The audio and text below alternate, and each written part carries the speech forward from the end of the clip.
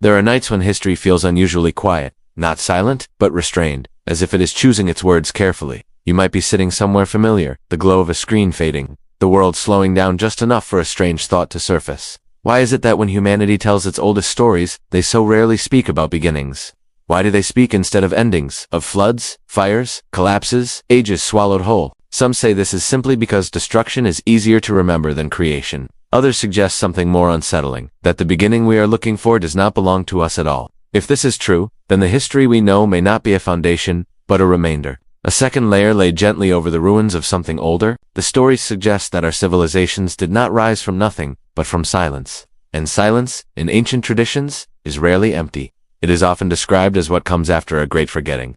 Across continents that never touched, myths describe a world before memory. A time when the sky behaved differently, when the seas did not know their boundaries, when knowledge was not learned but remembered. Archaeologists call these similarities shared archetypes. Historians prefer the phrase parallel development, but there is another interpretation that lingers quietly beneath academic language. What if these stories are not metaphors at all?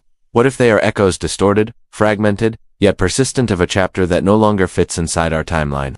Again and again, the pattern repeats. A flourishing age, a sudden collapse, survivors scattered across a reshaped world, and always, one detail remains constant. Something survives, not cities, not machines, not monuments, but knowledge, or more precisely, memory.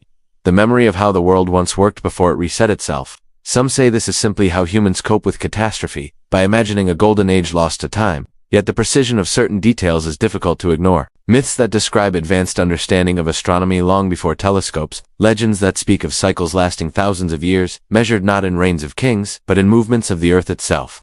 Stories that insist consciousness is older than the body that carries it. If these accounts are exaggerations, they are remarkably consistent ones. Cultures separated by oceans describe floods that arrive not gradually, but all at once. They speak of darkness, cold, and rising seas. They speak of a world cleansed, not punished. And most intriguingly, they speak of teachers who appear after the catastrophe, figures who arrive with knowledge that seems far too complete for a broken world starting over. This is where the question becomes uncomfortable. If humanity truly began from scratch, why do our oldest civilizations emerge already carrying fragments of advanced understanding? Why do the earliest stone structures align so precisely with stars whose movements require centuries of observation? Why do myths insist that writing, agriculture, mathematics, and law were not invented, but given? Some say these questions are dangerous, because they tempt us to replace evidence with imagination. But others say the danger lies in assuming our current story is complete, because history, like memory, can be edited. Not always by intention, sometimes simply by survival. Floods erased libraries, fires erase cities, time erases context. What remains is what can travel lightly. If this is true, then perhaps the first chapter of human civilization was not lost because it was unimportant, but because it was too heavy to carry forward intact. Perhaps only its lightest elements survive: symbols, patterns, principles compressed into forms that could pass through collapse. This idea introduces a different way of seeing the past, not as a straight line of progress, but as a series of cycles: rise, complexity, imbalance, reset. And within each reset, something moves forward, quietly. A seed, a pattern, a memory waiting for the right conditions to unfold again. Ancient traditions often describe these moments as thresholds, points where one age dissolves and another has not yet fully formed. Thresholds are unstable by nature. They are spaces where rules loosen, where the old no longer holds and the new is not yet fixed. If humanity is standing on such a threshold now, it would not be the first time. Some say civilizations fall because they become corrupt. Others say they fall because they exhaust their resources. But the older stories frame collapse differently. They speak of imbalance, of moving too far outward toward power, expansion, manipulation of nature, while forgetting the inner structure that keeps a system coherent.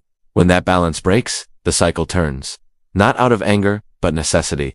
If this pattern is real, then the most important question is not what destroyed the world that came before us, but what that world chose to preserve. Because preservation implies foresight. It implies an understanding that no age lasts forever, and that survival depends on continuity rather than permanence.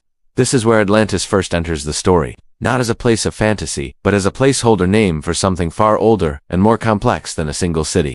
The legends do not describe Atlantis as humanity's first attempt at civilization. They describe it as an apex, a culmination of cycles that came before it, a world that understood the rhythms of Earth well enough to know its own end was approaching.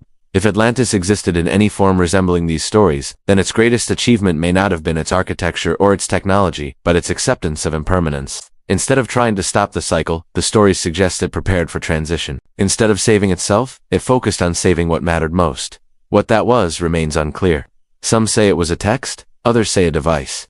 Others insist it was neither a pattern encoded into reality itself. Whatever the truth, the stories agree on one thing: the knowledge of that world did not vanish. It changed its form, and this raises a final, unsettling possibility. If knowledge can survive the death of civilizations by becoming something less visible, then rediscovery does not require excavation. It requires recognition. It requires a moment when humanity becomes capable of seeing what was always there. Perhaps this is why these stories return now. Not because they are new, but because the conditions are familiar. Rapid technological growth, environmental instability, a widening gap between power and wisdom.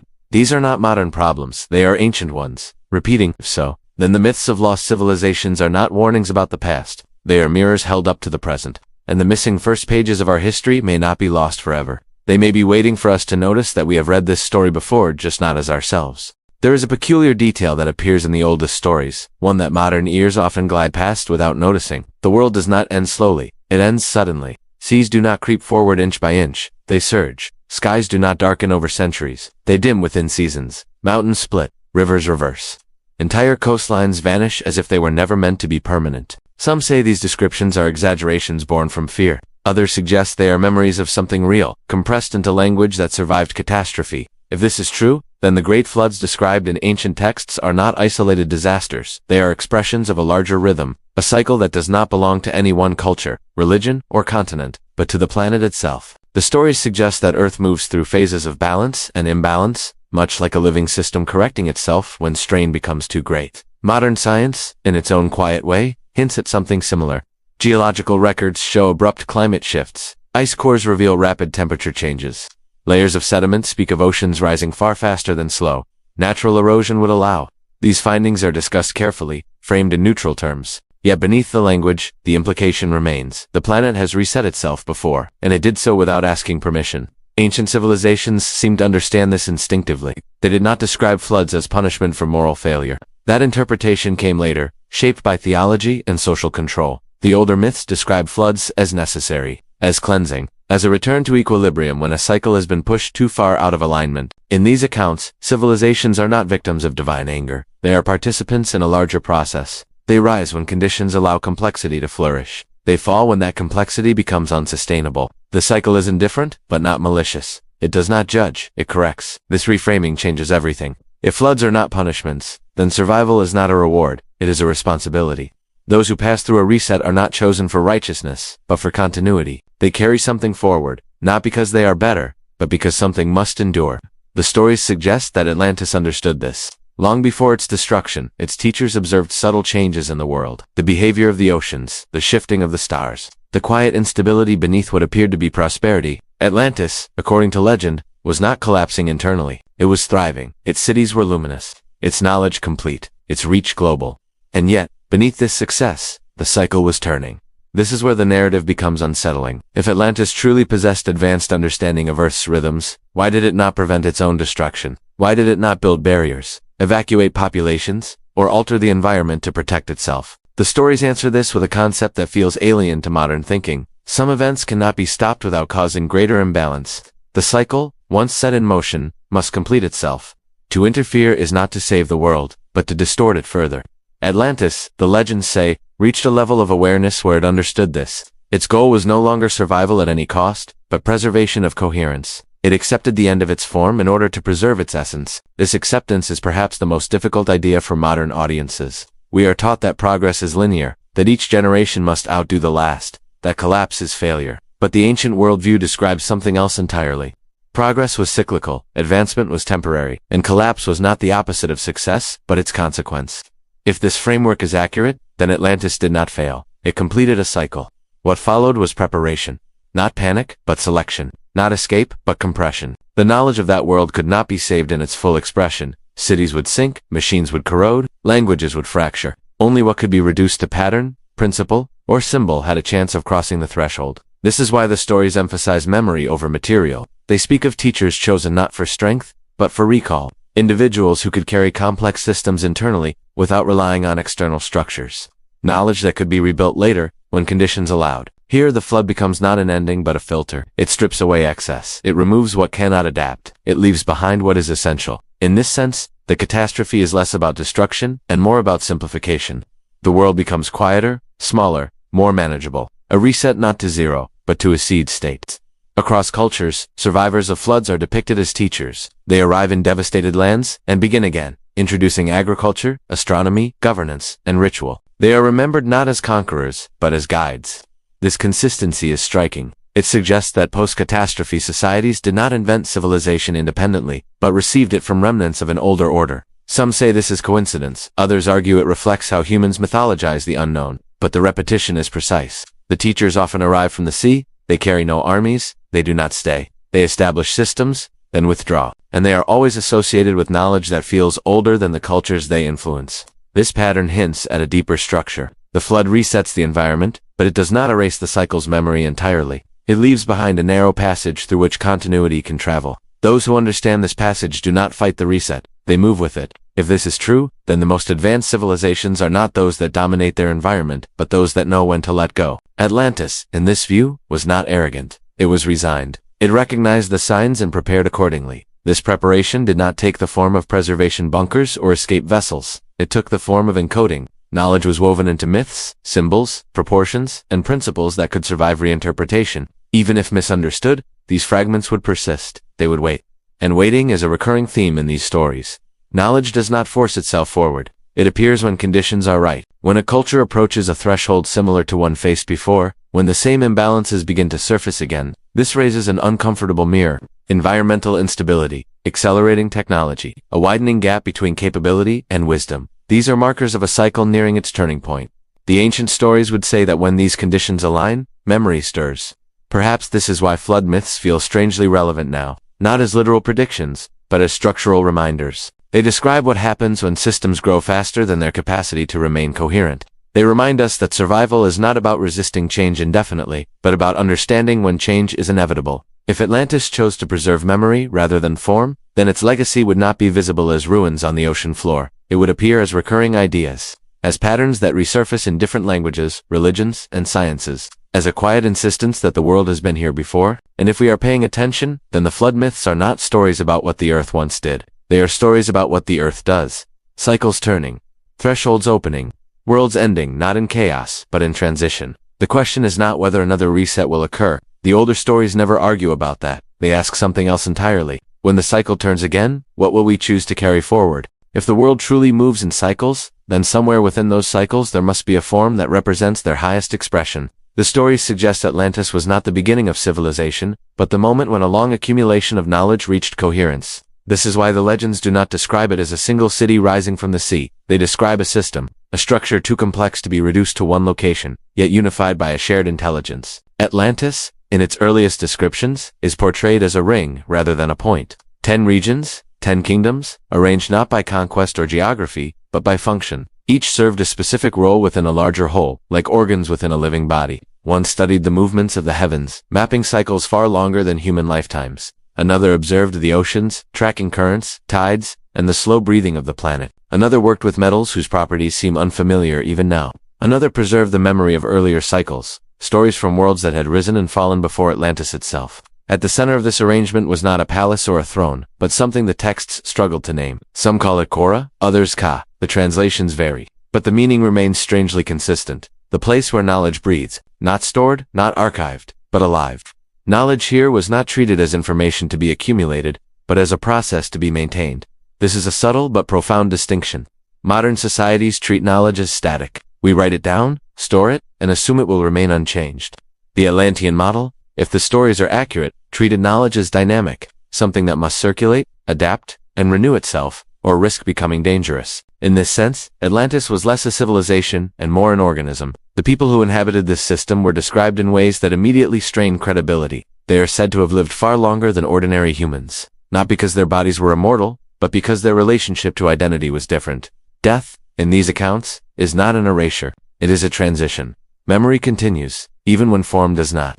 These beings are often referred to as the children of light. The name is symbolic, but the descriptions are surprisingly specific. Their bodies aged, but slowly. Their consciousness persisted across lifetimes. They did not fear death because it did not represent loss. It represented movement, a change of vessel within a continuous stream of awareness. If this sounds impossible, the stories offer a gentle challenge. What if our assumption that consciousness is created by the body is backward? What if the body is something consciousness inhabits temporarily? In that case, longevity would not require immortality of flesh, only continuity of awareness. The children of light were not rulers in the political sense, they were custodians. Their role was not to govern populations, but to maintain balance within the system. They monitored cycles, not markets. They watched patterns, not borders. Their authority came not from force, but from memory. They remembered how previous worlds had failed, and they worked to prevent the same imbalances from repeating too soon. Yet even with this awareness, Atlantis did not escape the cycle. This is perhaps the most telling detail. The stories do not depict Atlantis as arrogant or blind. They depict it as conscious, fully aware of what was coming, and still unable or unwilling to stop it. This is where the idea of Atlantis as a system becomes crucial. Systems can be optimized, they can be balanced, but they cannot override the larger system they are nested within. Atlantis, for all its sophistication, existed within the rhythms of the earth itself. When those rhythms shifted, Atlantis shifted with them. Some accounts suggest that the children of light observed subtle warnings, centuries in advance. Changes in the stars' behavior, unusual movements in the oceans, a quiet instability that could not be measured, only sensed. To modern thinking, this seems vague. But in a civilization built on pattern recognition rather than prediction, these signs were enough. As the end approached, Atlantis did not fracture into chaos. It reorganized. The system began to simplify. Excess was shed. Attention turned inward. The question was no longer how to expand, but how to compress. How to take the vast complexity of a world and reduce it to something portable. This is where the idea of a central pattern emerges. If Atlantis could not survive in its full expression, then perhaps its underlying structure could. A blueprint? A set of principles that defined how knowledge, consciousness, and environment interacted. Something that could be reconstructed later, even if misunderstood at first. The center at Kora is often described as the place where this compression occurred. A convergence point where the most refined understanding of reality was distilled into a form that could cross the threshold of collapse. The stories are unclear whether this took the form of a physical object, a set of symbols, or something more abstract. But they agree that what emerged from Kora was not meant to preserve Atlantis as it was. It was meant to preserve the possibility of coherence in a future age. This reframes Atlantis's purpose entirely. It was not meant to last forever. It was meant to learn enough to pass something forward. In that sense, Atlantis was not an endpoint. It was a relay. The 10 kingdoms, each with its specialized knowledge, were not isolated departments. They were facets of a single intelligence. Astronomy without consciousness would become prediction without wisdom. Metallurgy without ethics would become exploitation. Memory without renewal would become stagnation. Atlantis balanced these forces for a time, but balance is not permanence. As the cycle closed, the system began to dissolve. Not violently at first, but deliberately. Knowledge was transferred, roles shifted. Certain individuals were prepared for departure, not evacuation in the modern sense, but continuation. The stories suggest that only a few were chosen, not because they were superior, but because they could carry complexity without distortion. This is where the idea of Thoth begins to surface, not yet as a named figure, but as a role, a function within the system. The one who would carry the compressed pattern beyond Atlantis, the one who could translate it into forms suitable for a quieter, simpler world. But before Thoth becomes visible, the system itself must fall silent. Atlantis, as a living structure, completed its function. The cycle demanded transition, and the oceans, indifferent to intention, prepared to rise. If Atlantis was a system, then its disappearance was not an accident. It was a phase change, a shift from expression to memory. And memory, once detached from place, becomes difficult to erase. This may be why Atlantis feels less like a lost city and more like a recurring idea. It does not demand belief in its geography. It asks something else entirely. It asks whether civilizations can learn enough to know when to let go and whether the most advanced act is not survival, but transmission. If that transmission succeeded, then Atlantis did not vanish. It changed states, and its system did not break. It went dormant, waiting for a world ready to recognize its pattern again. Every system, no matter how refined, eventually reaches a point where continuity matters more than expansion. The stories suggest Atlantis arrived at this realization long before the oceans rose, and within that realization emerged a particular kind of individual, not a ruler, not a warrior, but a carrier, someone capable of holding memory steady as the world around it dissolved. This is where Thoth begins to take shape, not yet as a god carved into stone, and not yet as the ibis-headed figure later cultures would recognize, but as a function within the Atlantean system. Some say he was born into the children of light, others suggest he was something rare, a bridge between their continuity and human limitation. The stories do not agree on his origin, but they align on his role. He was a keeper of cycles. Thoth is never described as attempting to save Atlantis. This absence is striking. In myth, heroes usually resist fate. They battle the flood, the fire, the darkness. Thoth does none of this. He observes, he prepares, he moves early, not in fear, but in alignment with a pattern he understands too well to deny. If this is true, then Thoth's knowledge was not limited to technology or ritual. It was temporal. He understood when a system has reached its limit, when preservation becomes distortion, when the most ethical action is departure. In modern terms, this resembles an intelligence that can model long-term consequences beyond a single lifetime or civilization. The stories suggest Thoth carried something with him as he left Atlantis. Some texts call it a tablet, others describe a stone, a plate, or an object that seemed alive under his hands. A few insist he carried nothing physical at all, only a pattern encoded into consciousness. These contradictions may not be errors, they may be clues. If knowledge was compressed at Korra into a form capable of surviving collapse, then its carrier would need to be adaptable. In some ages, the pattern might require a physical anchor. In others, it might exist only as memory. Thoth, in this sense, was not defined by what he carried, but by his capacity to translate. As Atlantis prepared for its final transition, Thoth departed with a small group of teachers. Each was entrusted with a discipline essential for rebuilding coherence in a simpler world. One carried the memory of stars and cycles. One carried the understanding of earth and stone. One carried methods of healing and balance. Thoth carried the connective tissue, the principle that allowed these fragments to reassemble into a living system. The fall itself is described with unnerving brevity. The sea rose, the sky darkened, the 10 kingdoms fractured, and then they were gone. No gradual decline, no drawn-out collapse. One moment, a world of light. The next, silence. If any witnesses remained, they left no record. Atlantis vanished so completely that even its absence became uncertain, but Thoth did not turn back. The stories emphasize this detail repeatedly. He did not mourn in the way humans mourn. He did not cling to what was lost. This does not mean he felt nothing. Later traditions describe moments of stillness, of quiet grief, of speaking to the sea as though addressing a companion who had completed its role. Thoth understood endings not as failures, but as transitions. His journey led him toward a land the Atlantean star maps marked as a seed point for the next age, a place that would later be called Chem. At the time, it was raw, unsettled, still reshaping itself after the flood. Rivers wandered, deserts expanded and contracted. Human groups moved cautiously, unsure of a world that no longer behaved as it once had. As Thoth crossed into this landscape, the stories shift in tone. The emphasis moves from catastrophe to emergence. The land is described as responding to his presence not through spectacle, but through subtle alignment. Winds calming, paths opening, people sensing something familiar without knowing why.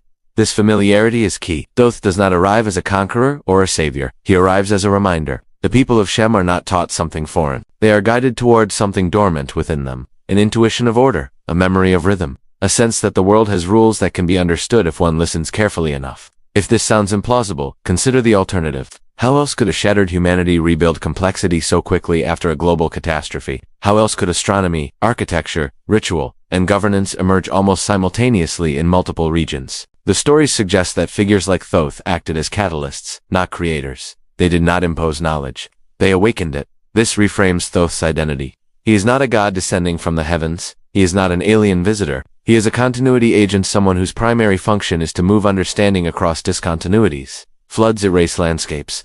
They erase institutions, they erase languages, but they cannot erase patterns carried in consciousness. The legends surrounding Thoth's longevity reinforce this idea. Some say he lived for centuries. Others say he lived through multiple lives without losing memory.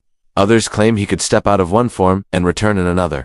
These descriptions may not be literal. They may be attempts to describe continuity using human metaphors. If Thoth could maintain identity across lifetimes, then he would not experience history as a series of disconnected eras. He would experience it as a continuous flow. This would allow him to recognize when similar conditions emerged again, when a new civilization approached the same threshold Atlantis once faced. This ability would make Thoth less a figure of the past, and more a function that reappears whenever cycles align. Different names, different forms, same role. Keeper of memory, translator of patterns. Guide through transition. By the time Thoth reached Chem, the world was ready for seeds, not structures. Complexity would come later. First came orientation. Calendars aligned with the moon, stones placed in relation to stars, rituals synchronized with seasons. These were not grand technologies, they were scaffolding for coherence. And through all of this, Thoth kept something hidden, not buried, not locked away. Hidden in meaning. The pattern he carried was never revealed all at once. It was woven into proportions, symbols, and stories that could survive misunderstanding. Even distortion would not destroy it. It would simply delay recognition. This restraint suggests an understanding of danger. Knowledge delivered too early can destabilize. Power without context can accelerate collapse. Thoth's task was not to recreate Atlantis. It was to prevent the next civilization from repeating its mistakes too quickly. If Atlantis fell because it expanded faster than its wisdom could stabilize, then the next age required slowness, fragmentation, forgetting not as punishment, but as protection. Only when humanity matured enough to seek balance rather than domination would the deeper patterns resurface. This makes Thoth's legacy paradoxical. He preserved knowledge by obscuring it. He ensured survival by allowing loss. And he guided humanity forward by refusing to lead it too far. If this seems counterintuitive, it may be because we are accustomed to thinking of progress as accumulation. The older stories suggest something else entirely. Progress is timing, knowing when to reveal and when to withhold, knowing that some truths must wait for a world capable of holding them. And if Thoth truly carried the memory of Atlantis into the new age, then his greatest achievement was not what he taught but what he chose not to. There is a reason the stories hesitate when they speak about what Thoth carried. Language struggles here, as if naming the thing too clearly would diminish it. Some accounts insist it was a tablet, carved from a green stone no natural source could explain. Others say it was a plate, a mirror-like surface that responded to touch. A few suggest there was no object at all, only a configuration of understanding held intact within consciousness. The contradictions persist, not because the storytellers were careless, but because they may have been describing different faces of the same reality.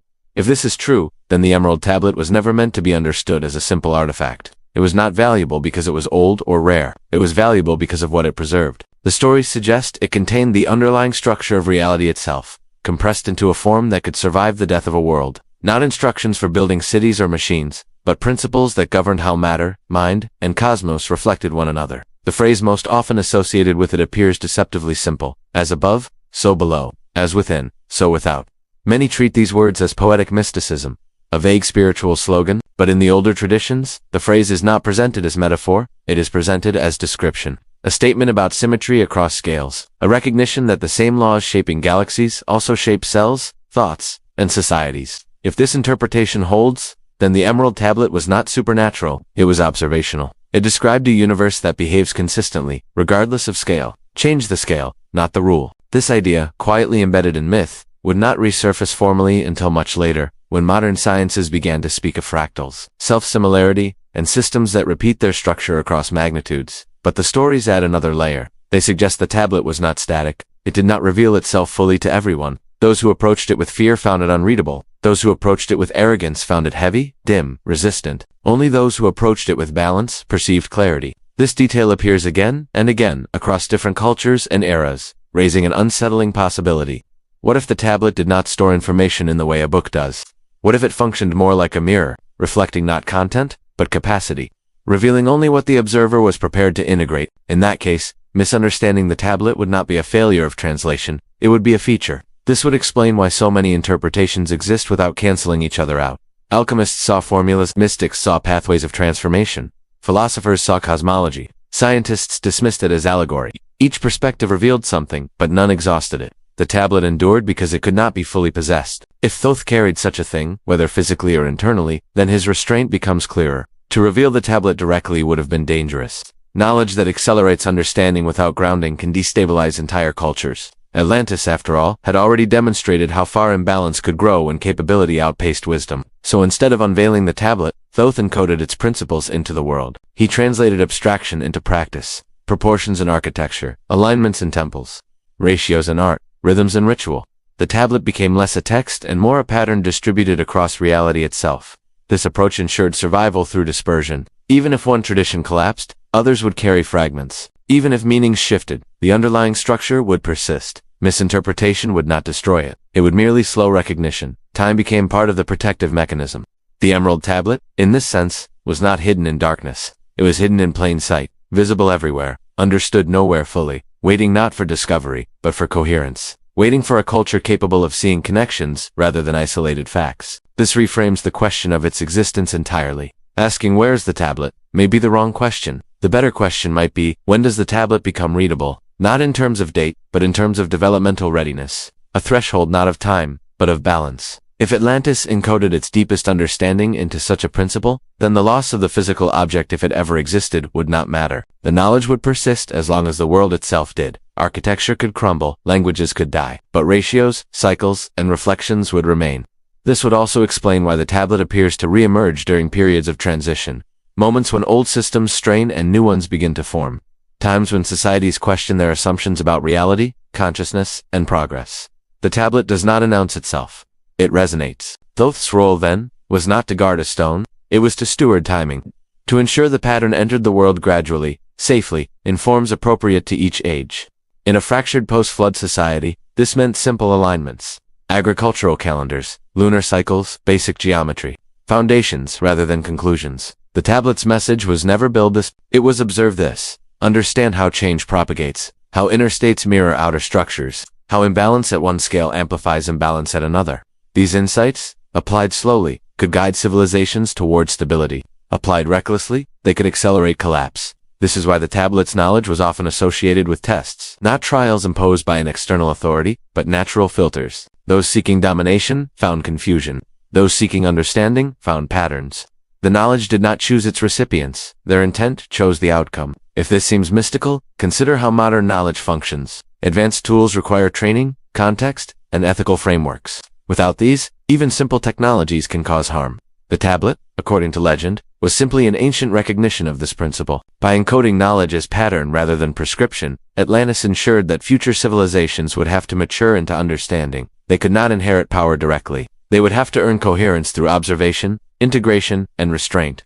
And this may be the most unsettling implication of all. If the Emerald Tablet truly exists as a principle embedded in reality, then it has never been lost. It has only been unreadable, waiting patiently as civilizations rose, collapsed, and rose again, each time offering the same invitation. The invitation was never to remember Atlantis. It was to avoid becoming it too soon. When the name Thoth begins to fade from the story, another name quietly takes its place. The transition is so smooth that many miss it entirely. There is no dramatic handoff, no declaration that one era has ended and another begun. The stories simply continue, wearing a different language, a different accent. Thoth does not disappear, he reappears. In the lands around the Mediterranean, the figure becomes known as Hermes. Later still, Hermes Trismegistus, the thrice great one. To historians, this looks like syncretism, cultures blending gods and ideas as they collide. But the older accounts suggest something more deliberate. Hermes is not described as a fusion of traditions, but as a returning teacher. The same role, adapted to a different age. The similarities are difficult to dismiss. Like Thoth, Hermes is associated with writing, measurement, astronomy, and the movement of the heavens. Like Thoth, he is portrayed as a guide rather than a ruler, a messenger rather than a king. And like Thoth, he is said to hold knowledge that did not originate in the culture he influenced.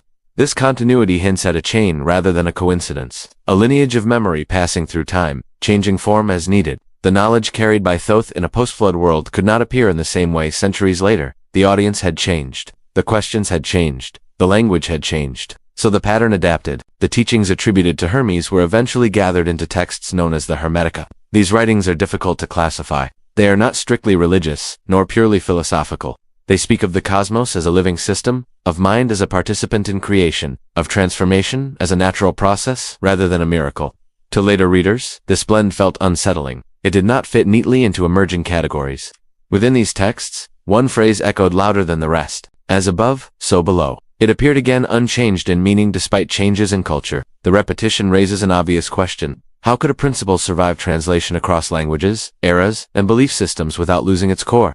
Unless the principle was not bound to language at all. Hermetic thought reframed the Emerald Tablet not as a relic of the past, but as an operating system for reality. It suggested that understanding the universe required alignment rather than domination, that knowledge was something to be lived, not possessed. These ideas were compelling, but they were also destabilizing. They challenged rigid hierarchies and absolute authorities.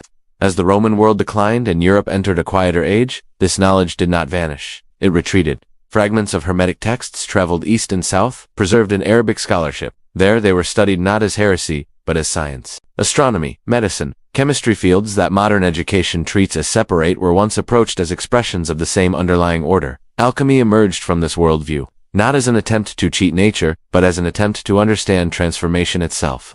The alchemists were not obsessed with gold for wealth's sake. Gold was symbolic because it represented stability, permanence, balance. The goal was not to enrich the practitioner, but to refine them. In alchemical writings, the Emerald Tablet appears again, now reframed as the key to the great work. Yet once more, it resists clarity. Recipes are written in riddles. Processes are hidden behind allegory. At first glance, this looks like deception, but the pattern is consistent with what came before. Knowledge is protected not by secrecy, but by difficulty. Those seeking shortcuts found nonsense. Those seeking control found frustration. Those willing to observe patiently found something else, a framework for understanding how matter, mind, and intention interact. The work was slow by design.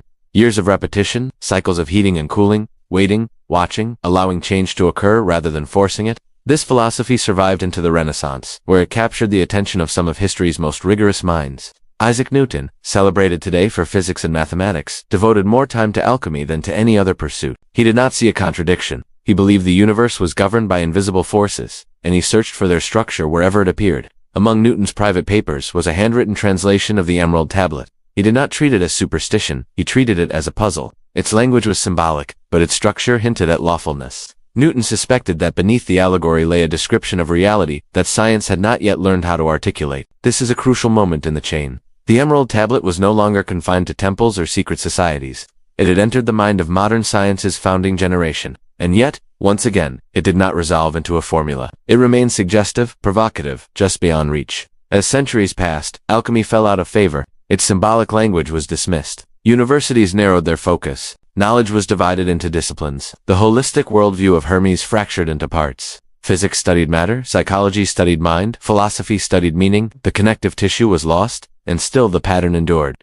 Hermetic ideas quietly shaped secret orders, esoteric societies, and architectural symbolism, Rosicrucians, later Freemasons. These groups did not claim to possess the Emerald Tablet. They claimed to preserve its lineage, a continuity of principles rather than an object. By the time the modern world arrived, the tablet had become a footnote, a curiosity, a relic of a time when humans blended myth and science, and yet something about it refused to stay buried. As technology accelerated and societies grew more complex, the old questions resurfaced. What is consciousness?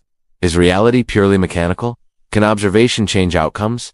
Then, without warning, the pattern reappeared in a form no one expected. In 2011, an anonymous document surfaced online, calling itself the Book of Aquarius. It claimed to do what centuries of alchemy had not. It rejected allegory entirely. It insisted the Emerald Tablet's teachings were literal, practical, physical. The reaction was immediate disbelief. Yet the document was unsettling in its precision. It referenced obscure texts accurately. It connected symbols coherently. It spoke with a confidence that suggested lineage rather than speculation. Forums filled with debate. Experiments began. A modern community of seekers formed almost overnight. And then, just as suddenly, it vanished. The document disappeared. The discussions were erased. The author fell silent. The author fell silent. No explanation was given. The pattern repeated itself once more. Revelation, interest, withdrawal. Some say this was coincidence. Others suggest intervention. But within the logic of the cycle, another explanation appears. Perhaps the knowledge had surfaced too quickly. Perhaps the threshold had been approached, but not crossed. The tablet, once again, became unreadable. If this sequence feels familiar, it may be because it has happened before. Thoth to Hermes, Hermes to alchemy, alchemy to science. Science back toward mystery. Each age circles the same center, coming closer, then pulling away. The Emerald Tablet does not vanish when it is misunderstood. It waits. It waits for an age capable of integration rather than extraction. For a civilization that seeks balance over acceleration. For minds willing to observe themselves as part of the system they study. And if humanity is approaching such a threshold now, then the reappearance of these ideas is not accidental. It is cyclical, a quiet signal that the pattern is active again. If knowledge truly moves in cycles, then its most important test is not whether it can be preserved, but whether it can be recognized when it returns. The story suggests that after Thoth planted the first seeds in Chem, he did not remain as a permanent presence. Civilizations, like individuals, must learn to walk without being carried. What followed was not a sudden leap into greatness, but a slow remembering. Early Egypt did not begin as an empire. It began as alignment. Villages organized themselves around the rhythm of the river. Rituals followed the phases of the moon. Structures were placed not for convenience, but for resonance. Even in their simplicity, these early patterns carried a quiet sophistication. They mirrored something older than the people who practiced them. Thoth's influence, according to legend, was subtle by design. He did not announce laws or proclaim doctrine. He observed, he adjusted. He taught small things that accumulated into coherence over generations. Measuring shadows, tracking stars, placing stones so that light would touch them at precise moments of the year. None of this appeared extraordinary to those living it. That was the point. This restraint ensured that the emerging civilization would not become dependent on him. Knowledge that requires a single authority is fragile. Knowledge embedded in daily life is resilient. As Thoth's presence faded, the patterns remained. They were absorbed into myth, ritual, and architecture. Over time, the teacher became a god, and the lessons became sacred traditions. This transformation is often misunderstood. Deification did not erase the knowledge, it protected it. By wrapping principles in reverence, Cultures preserved them through eras that might otherwise have discarded them. Myth became a vessel for continuity when direct understanding was no longer possible. As centuries passed, Egyptian civilization grew in complexity. Temples rose, writing developed. Kingship emerged, and with it came a danger: Atlantis' new wealth, a temptation to confuse form with essence. The outward structures multiplied, the inner coherence required constant renewal. This is where the mystery schools appear in the story. These were not public institutions. They were inner circles dedicated to preserving deeper understanding beneath the surface of religion and state. Here, the old principles were studied quietly. Geometry was not merely mathematical, it was symbolic. Astronomy was not merely observational, it was relational. The movement of stars reflected the movement of consciousness. Within these schools, the Emerald Tablet was not displayed. It was invoked. Its principles shaped initiation rituals, teaching seekers that knowledge without balance was destabilizing. Advancement was measured not by information acquired, but by integration achieved. As Egypt's influence spread, so did fragments of this tradition. Traders carried symbols, priests traveled, stories crossed borders. When Egypt's political power waned, its conceptual power endured. The memory dispersed rather than vanished. This dispersion is crucial. Concentrated knowledge is vulnerable. Distributed knowledge is adaptive. The principles once centered in Chem began to surface in unexpected places, often stripped of their original context but retaining their structure. By the time Greek thinkers encountered these ideas, they interpreted them through their own frameworks. Geometry became philosophy. Cosmology became metaphysics. The names changed, but the questions remained familiar. What is the nature of reality? What is the relationship between mind and matter? Can understanding transform existence? Hermes, now fully formed in Greek thought, embodied this bridge. He was not worshipped as a distant god, but respected as a bearer of wisdom. The Hermetic texts that followed did not demand belief. They invited contemplation. They spoke to individuals rather than institutions. This shift mattered. Knowledge was no longer tied exclusively to land or lineage. It became portable. Anyone willing to engage the work could participate. This democratization carried risk, but it also ensured survival. Ideas that move freely are harder to erase. As Rome rose and fell, as religions solidified into doctrine, the Hermetic thread wove itself through the margins. Sometimes condemned, sometimes absorbed, sometimes misunderstood, always present. The Emerald Tablet's message did not compete with dominant narratives. It coexisted quietly, waiting. This pattern of waiting is easy to overlook. In modern culture, relevance is measured by visibility. The ancient stories measure relevance by recurrence. What matters is not how loudly an idea speaks, but how often it returns.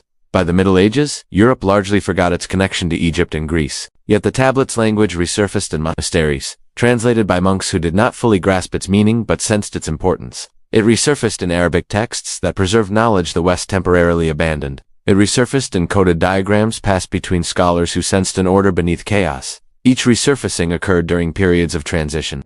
Political upheaval, religious reform, scientific awakening. The tablet did not initiate these shifts. It accompanied them, like a compass appearing when orientation is lost. If this sounds intentional, the stories would not disagree. They suggest that knowledge tied to cycles does not move randomly. It responds to thresholds. When systems strain, when assumptions fail, when old explanations no longer suffice, memory stirs. This brings the narrative closer to the present. The same conditions are visible again. Technologies accelerate faster than ethical frameworks. Information multiplies faster than understanding. Power expands faster than responsibility. These are not unprecedented conditions. They are familiar. The ancient worldview would interpret this as a sign, not of impending doom, but of transition. A moment when deeper patterns become relevant again, because surface solutions no longer work. If the Emerald Tablet is indeed a principle rather than an object, then its reappearance does not require excavation. It requires attention. It requires a willingness to see connections across disciplines that have been artificially separated. Physics speaking to philosophy, biology speaking to consciousness, technology speaking to ethics. This is why the idea of an eighth civilization begins to surface, not as a prophecy of a future empire, but as a possibility of integration. A civilization that remembers enough to avoid repeating collapse. A culture that understands cycles rather than denying them. Whether humanity is capable of this remains uncertain. The stories never guarantee success. They offer continuity, not salvation. Each cycle presents an opportunity. Each can be missed. If Egypt represented the planting of seeds after the flood, and Greece represented the translation of memory into thought, then our era may represent something else entirely. A test of whether accumulated fragments can finally be seen as a whole. The question is no longer whether the Emerald Tablet exists. The question is whether we are ready to read what has always been written into the world around us. There is a moment in every long story when the past and the present begin to overlap so closely that they feel indistinguishable. The myth suggests this is not an accident, but a signal. When cycles near their turning point, old patterns rise to the surface, not as relics, but as questions. By the time the modern world began to take shape, humanity believed it had outgrown the need for ancient explanations. Reason replaced ritual, measurement replaced myth. And yet, the deeper the sciences looked into reality, the stranger it began to feel. The Enlightenment promised clarity. It divided the world into categories that could be studied in isolation. Matter here, mind there. Observer separate from observed. For a time, this approach worked remarkably well. Machines were built, diseases were treated, the physical world yielded to calculation. But something subtle was lost in the process. The connective tissue, the sense that all these domains were expressions of the same underlying order, was quietly set aside. This separation created power without context. Technology advanced faster than meaning, knowledge accumulated faster than wisdom. The ancient stories would recognize this immediately. They describe it as the phase when a civilization accelerates outward while neglecting its inner structure. It is the same imbalance that preceded earlier collapses, though expressed through different tools. As the 20th century unfolded, cracks began to appear in the confident framework of modernity. Physics encountered paradoxes. At the smallest scales, particles behaved as probabilities rather than objects. Observation appeared to influence outcome. Space and time bent. At the largest scales, the universe revealed itself as dynamic, expanding, interconnected. The clean divisions of earlier thinking no longer held. At the same time, psychology confronted its own mysteries. Consciousness resisted reduction. No matter how precisely the brain was mapped, experience itself remained elusive. The more rigorously scientists tried to isolate mind from matter, the more evidence suggested they were entangled. These developments were not framed as mystical, but they echoed something ancient. As above, so below. As within, so without. The same symmetry appeared again, this time wearing the language of equations and experiments rather than tablets and temples. To those familiar with Hermetic thought, the resonance was unmistakable. Yet modern culture largely treated these parallels as coincidence. The disciplines remained siloed. Physics did not speak to ethics. Technology did not speak to consciousness. Progress continued, but without an integrated narrative. The world grew more powerful and more fragmented at the same time. It was within this fragmentation that the Book of Aquarius appeared. Its timing was precise. The early 2010s marked a period of rapid digital acceleration. Information became instantaneous. Communities formed and dissolved online. Authority decentralized. The document arrived not through institutions, but through anonymity. A simple file, quietly claiming that the age of secrets was over. What made the Book of Aquarius unsettling was not its claims, but its tone. It did not argue, it did not persuade, it stated, it treated centuries of alchemical metaphor as deliberate obfuscation, not poetic expression. It suggested that ancient knowledge had been hidden not to mystify, but to protect, and that the time for protection had passed. According to the text, the great work was literal. The philosopher's stone was physical. The process was long, repetitive, demanding. It required patience, discipline, and an unusual relationship with time. The simplicity of the claim provoked ridicule, but simplicity had always been a hallmark of the deeper traditions. Complexity was often the mask. As modern seekers experimented, a familiar pattern emerged. Many failed quickly, some persisted. A few reported results that defied easy explanation. Substances that glowed faintly. Changes in perception, a sense that the process itself was as transformative as its outcome. None of this was conclusive, but it was consistent. Then, as before, the trail went cold. The forums disappeared. The document vanished. Conversations were erased. The sudden silence felt intentional. Whether by human intervention, or by the same subtle mechanism that had always governed the knowledge, the result was the same. Withdrawal. This withdrawal mirrors every earlier appearance of the tablet's principles. Revelation followed by retreat. Visibility followed by obscurity. The pattern is not one of suppression alone. It is one of pacing. Knowledge advances, then waits. Advances, then waits again. The ancient stories would interpret this as a safety mechanism. A civilization not yet balanced cannot integrate certain insights without destabilizing itself. The knowledge does not disappear because it is false. It disappears because it is premature. This idea challenges modern assumptions about openness and progress. We tend to believe that more information is always better. The older worldview suggests otherwise. Information without integration becomes noise. Power without context becomes danger. If the Emerald Tablet truly encoded principles about transformation across scales, then its gradual resurfacing makes sense. It appears when systems strain, when reductionist explanations fail, when humanity begins to sense that the problems it faces cannot be solved at the same level of thinking that created them. Climate instability, artificial intelligence, genetic engineering, these are not merely technical challenges. They are mirrors. They force questions about responsibility, consciousness, and long-term consequence. They demand an integrated understanding of inner and outer worlds. In this light, the Book of Aquarius episode looks less like a rogue event and more like a probe. A test, a signal sent into the collective to see how it would respond. The mixed reaction, curiosity, mockery, obsession, fear suggests a civilization still negotiating its relationship with knowledge. What matters is not whether the document was authentic. What matters is that it resonated. It reactivated a dormant pattern. It reminded people that transformation is not only technological, it is also personal, psychological, ethical. This is how the Emerald Tablet functions in the modern age. Not as a stone passed from hand to hand, but as a recurring invitation, a challenge to reunite what has been divided, to see the same structure in atoms and galaxies, in neurons and societies. If this sounds abstract, it is because abstraction is the natural language of principles. The tablet was never meant to tell us what to build next. It was meant to remind us how building itself works, how inner intention shapes outer outcome, how imbalance propagates across scales. The ancient stories say that when a civilization reaches this realization, it stands at a threshold, not guaranteed to cross it, but given the option. The option is not survival or collapse. It is repetition or integration. And this is where the idea of an eighth civilization begins to take form, not as a future date on a calendar, but as a state of coherence that can emerge whenever the conditions are right. If the pattern has held across every age, then the moment just before a transition is always the most difficult to recognize from within. The stories suggest that civilizations never believe they are repeating the past. They believe they are inventing something entirely new, yet the signs are familiar: acceleration, fragmentation, a growing gap between what can be done and what should be done. In earlier cycles, this imbalance expressed itself through mythic technologies and forgotten sciences. In our era, it expresses itself through code, machines, and systems that operate faster than human comprehension. Artificial intelligence learns patterns we cannot trace. Markets respond in microseconds. Climate systems react to centuries of pressure in a matter of decades. Power has become abstract, distributed, and difficult to hold accountable. From an ancient perspective, this is not progress or decline. It is a phase. The same phase Atlantis entered when its outward capability surpassed its inward coherence. The tools are different, the structure is the same. This is why the older stories feel increasingly relevant. They are not predicting our future, they are describing our present. The idea of an eighth civilization emerges from this recognition, not as a prophecy of a coming empire, but as a hypothesis about integration.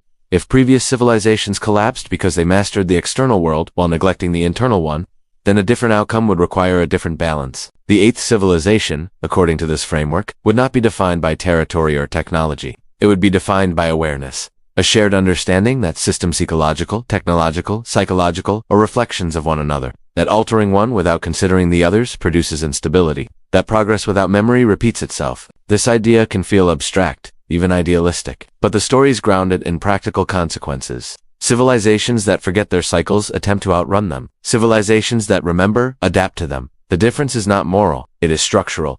Consider how ancient knowledge was preserved, not in centralized archives that could be destroyed, but in distributed patterns. Geometry embedded in architecture, ethics embedded in ritual, cosmology embedded in myth. These forms were resilient because they did not rely on a single authority. They invited participation rather than obedience. Modern systems, by contrast, often concentrate knowledge and power. Algorithms owned by corporations, data controlled by institutions, decision-making abstracted away from lived experience. This concentration creates efficiency, but it also creates fragility. When a centralized system fails, the consequences ripple outward uncontrollably. The eighth civilization would require a reversal of this tendency, not a rejection of technology, but a recontextualization of it. Tools would be designed with an understanding of their psychological and ecological effects. Innovation would be measured not only by speed or profit, but by stability and resilience. This does not require a global awakening or a single ideology. The ancient stories never describe such things. They describe gradual shifts in how people relate to knowledge,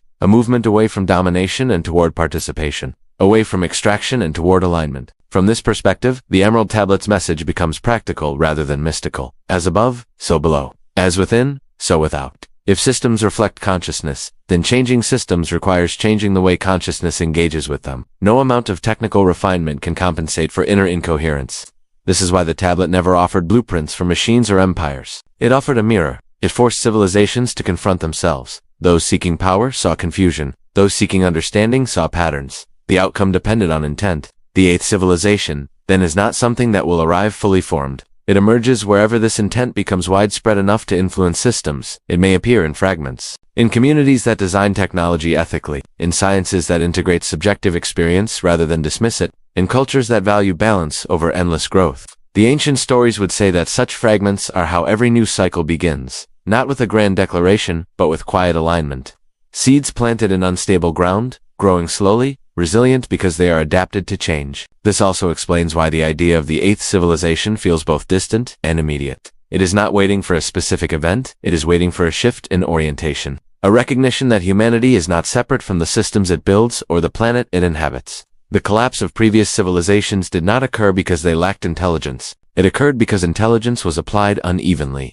The inner world lagged behind the outer. When the gap grew too wide, the cycle corrected itself. Whether that correction will take the form of environmental collapse, technological disruption, or social fragmentation remains uncertain. The stories never specify the mechanism. They focus instead on the opportunity embedded within disruption, a chance to reorganize at a deeper level. If Atlantis failed because it expanded too quickly, then our era's challenge is not to slow down arbitrarily, but to integrate deliberately, to build feedback between action and awareness, to ensure that power is accompanied by responsibility at every scale. This is where memory becomes essential, not nostalgia for a lost golden age, but structural memory, understanding how cycles unfold, recognizing early signs of imbalance, valuing restraint as much as innovation. The eighth civilization, if it emerges, will not be announced. It will be recognized in hindsight, just as Atlantis is now. It will be identified not by monuments, but by continuity, by its ability to persist without exhausting its foundations. And this brings the story to its final tension. The ancient knowledge has always returned at moments like this,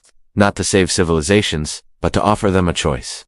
Repeat the cycle unconsciously, or step into it with awareness. The Emerald Tablet does not promise escape from cycles. It promises understanding of them. And understanding, while not a guarantee of survival, is the only alternative to repetition. There is a moment, often unnoticed, when a long journey stops feeling like movement and begins to feel like stillness. The ancient stories describe this moment not as an ending, but as a pause, a soft breath taken between cycles. If humanity is approaching such a pause now, then the meaning of everything that came before begins to change. The Emerald Tablet, in this light, is no longer an artifact to be found or a secret to be exposed. It becomes a symbol of continuity. A reminder that knowledge does not survive because it is hidden well, but because it is woven deeply enough into reality that it cannot be fully erased. Floods may swallow cities. Time may fracture languages, but patterns endure. As above, so below. As within, so without. These words persist because they describe something that keeps proving itself true. Inner states shape outer systems. Collective beliefs sculpt institutions. The way a civilization understands itself determines how it interacts with the world it inhabits. When that understanding fractures, the world reflects the fracture back. The old stories never claim that the next cycle will be better by default. They say only that it will be different. Improvement is not guaranteed. Awareness is optional. Each civilization is given access to memory, but not instruction. The choice of how to respond remains its own. If Atlantis represents a civilization that mastered complexity without fully integrating its consequences, then its legacy is not a warning carved in stone. It is a question carried forward. Can intelligence mature into wisdom? Can power coexist with restraint? Can progress include remembrance? The idea of an eighth civilization emerges quietly here, not as a utopia, and not as a prediction, but as a possibility that opens whenever understanding catches up with capability. It does not require perfect harmony, it requires feedback. A willingness to notice when systems drift out of balance and to respond before correction becomes catastrophic. In this sense, the Emerald Tablet may already be present in our era, not as a glowing stone or a hidden manuscript, but as converging insights across disciplines that once seemed unrelated. Physics touching philosophy, biology touching consciousness, technology touching ethics. The fragments are there. What remains uncertain is whether they will be assembled. The ancient stories suggest that recognition, not discovery, is the turning point. The tablet does not arrive with fanfare. It becomes readable when a culture slows enough to notice the connections it has been overlooking, when attention replaces acceleration, when listening becomes as valued as building. And so the story does not end with an answer, it ends with an atmosphere, a sense that something familiar is stirring beneath the noise of modern life, a quiet reminder that humanity has stood at thresholds before, that worlds have ended and begun again. That memory, when carried carefully, can outlast even the fall of continents. Perhaps the true inheritance of Atlantis was never meant to rebuild the past. Perhaps it was meant to offer each age the chance to recognize itself in the mirror of what came before. If so, then the Emerald Tablet has already done its work, not by revealing a secret, but by inviting a pause. And in that pause, the cycle waits.